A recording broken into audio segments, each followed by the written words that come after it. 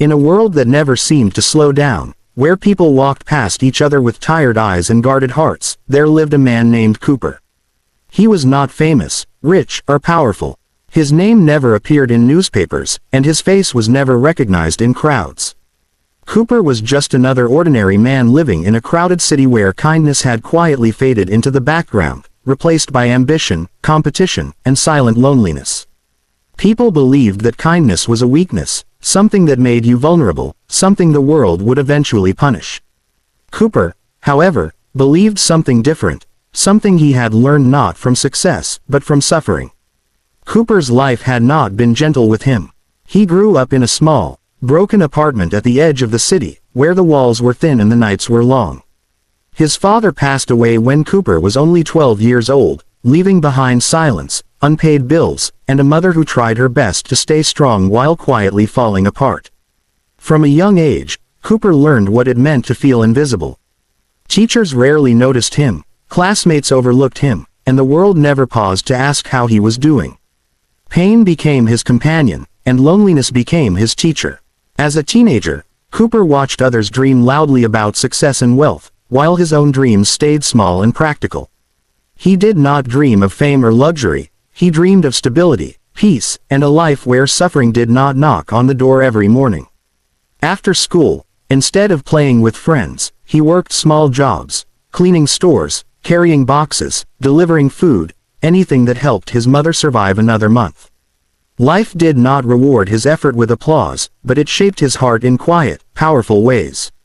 What made Cooper different was not what he had, but what he refused to lose. Despite all the hardship, he never allowed bitterness to harden his heart. He noticed the pain in others because he recognized it in himself. He saw sadness behind forced smiles, exhaustion behind anger, and fear behind silence. While the world taught people to protect themselves by caring less, Cooper learned to protect his humanity by caring more.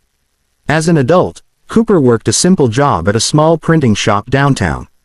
The pay was modest, the hours were long, and the recognition was almost non-existent.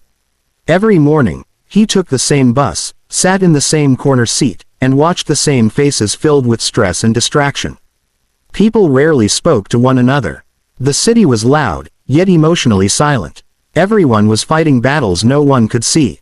One cold morning, as winter tightened its grip on the city, Cooper noticed an elderly man standing near the bus stop. The man's coat was thin, his hands trembled, and his eyes carried the weight of many forgotten years. People passed him without slowing down, pretending not to notice. Cooper felt something stir inside him, a familiar ache.